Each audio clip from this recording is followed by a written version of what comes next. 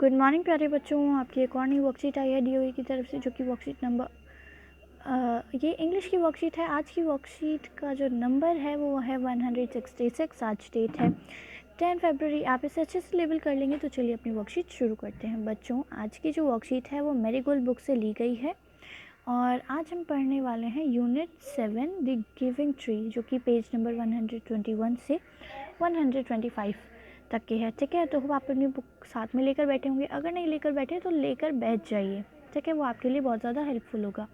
तो अभी हमें पढ़ना है पहले डू यू नो। आपको पता है बच्चों, जो नेशनल डिवॉर्मिंग डे जो होता है वो हर साल मनाया जाता है 10 फरवरी को। ठीक है, और ये 15 फरवरी तक के चलता है। ये जो है ना, हमारे जो छोटे बच्चे होते हैं ना, छोटे छोटे बच्चे होते हैं, जैसे आप हैं या और भी छोटे छोटे फर्स्ट सेकंड थर्ड और नर्सरी के जो बच्चे होते हैं ना, उन सबको उनका हेल्थ चेकअप होता है। ठीक है, क्योंकि कई बार होता है कि छोटे बच्चों में भी अलग अलग तरीके की बीमारियां पाई जाती हैं, या फिर उनके अंदर कोई चीज़ जो होती है ना वो सही मात्रा में नहीं होती है, जिससे उनको प्रॉब्लम हो सकती है आगे चल के। तो इस दिन जो है वो बच्चों की जांच की जाती है और उनको दवाइयाँ दी जाती हैं फ्री में। ठीक है, मतलब पिलाई जाती हैं या फिर दी जाती हैं। ठीक है, तो बेसिकली इसमें यही होता है कि जो छोटे बच्चे हैं उनका लाइफ स्टेटस और जो एजुकेशन, अब अगर हमारा शरीर ही अच्छे से काम नहीं करेगा तो हम पढ़ेंगे कैसे, है ना। इसीलिए good morning students, let's read the following passage from the play the given tree and answer the questions given below. And after a long time the young man came back again. बहुत लंबे समय के बाद जो man था वो वापस आया। Now he was an old man. अब वो जो यंग मैन था ना, वो एकदम ओल्ड हो गया था, बूढ़ा हो गया था। But the tree recognized him. लेकिन जो ट्री था उसे नहीं भूला था। Tree, I am sorry friend, but I have nothing left to give you. उसने जो ट्री था उसने कहा, मुझे माफ़ करना मेरे दोस्त, अब मेरे पास कुछ भी नहीं है तुम्हें देने के लिए। माई एप्पल्स आर गॉन, मेरे जो एप्पल्स हैं वो जा चुके हैं, क्योंकि वो तो पहले ही ले गया था ना। Dear children, write down the Marigold text book page number from which these lines have been taken and underline them in the book. अब ये तो आपको खुद से ही करना पड़ेगा ना। बुक लीजिए और बुक में देखिए कि ये लाइन कहाँ लिखी हुई है। ठीक है, कौन से पेज नंबर पे लिखी हुई है और यहाँ पर लिख दीजिए। ठीक है, तो ये जो क्वेश्चन है वो आपके लिए है। होप आप इसे अच्छे से करेंगे। अच्छा, नीचे देखते हैं। Why was the tree happy at the end of the story. क्यों खुश था जो ट्री जो था वो क्यों खुश था? क्योंकि उसका जो दोस्त था जो कि बहुत पहले चला गया था, है ना, चला गया था ना वो, और उसके बाद बहुत लंबे समय के बाद वो वापस घर आ गया, तो इसकी वजह से वो बहुत खुश था। ठीक है, why do you think the play is called the giving tree. आपको ऐसे क्यों लगता है कि ये जो पूरा जो पैराग्राफ और जो हमने स्टोरी रीड की वो, उसका नाम जो है वो द गिविंग ट्री क्यों रखा गया? आपको क्या लगता है क्यों रखा गया होगा? बिकॉज जो पेड़ था उसने कुछ भी नहीं मांगा, आपने देखा होगा तो, है ना, कुछ भी नहीं मांगा, सिर्फ देता गया, जितना दे सकता था सब कुछ दिया। और लास्ट में भी, अभी इसके बाद भी थोड़ी सी स्टोरी है बट इसमें दी नहीं है। ठीक है, मैं आपको ऐसे ही बता देती हूँ।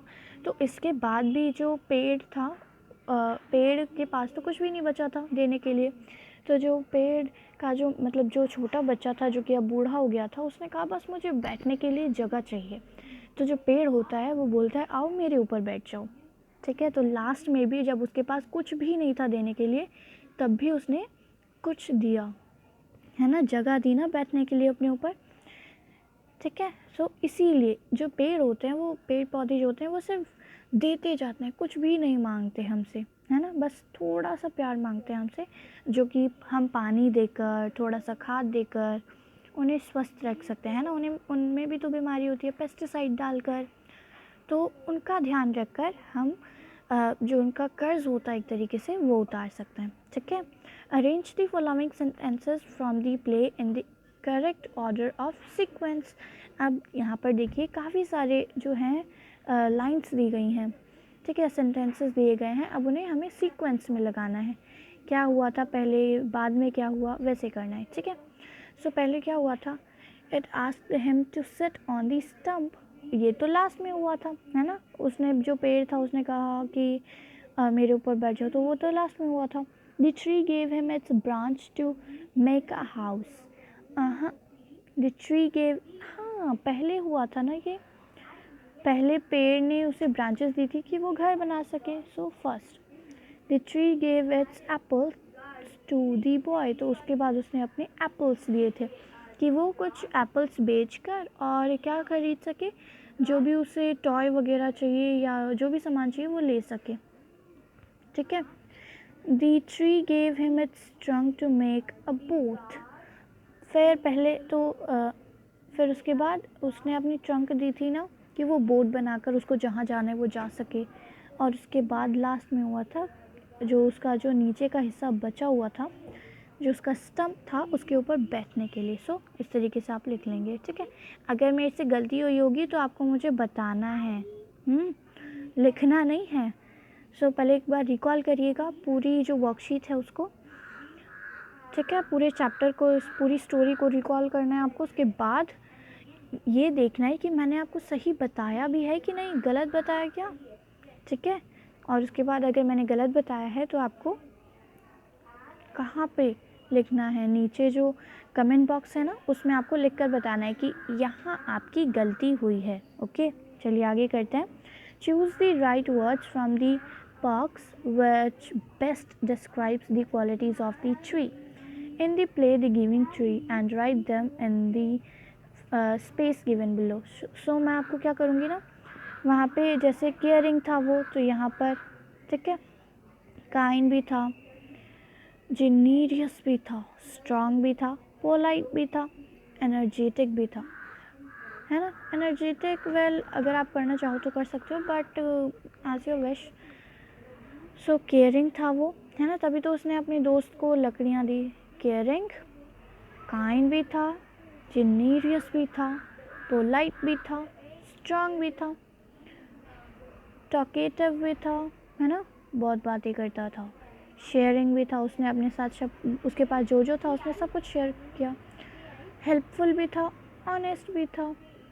और एनर्जेटिक अगर आप करना चाहें तो सिर्फ स्लीपी को छोड़ के और सिक को छोड़ के सब कुछ करना है, ठीक है। ये सिक, वो बीमार था, अगर था तो करना है, नहीं था तो नहीं करना, ठीक है। और वो सोता रहता था, स्लीपी था, अगर हाँ तो करना है, नहीं था नहीं करना, ठीक है। इसी के साथ आपकी पूरी वर्कशीट कंप्लीट होती है। होप आपको मज़ा भी आया होगा और समझ में भी आया होगा। सो अगर आपको हमारी वीडियो पसंद आए तो इसे लाइक करें, सब्सक्राइब करें और हमारे चैनल को शेयर करना ना भूलें। और तो और हमने जो गलतियाँ की है ना बच्चों इस वर्कशीट में, उसको भी कमेंट में बताएं कि अगली बार ये तो पता चले कम से कम कि आपको आया है कि नहीं समझ में, है ना। Thanks for watching.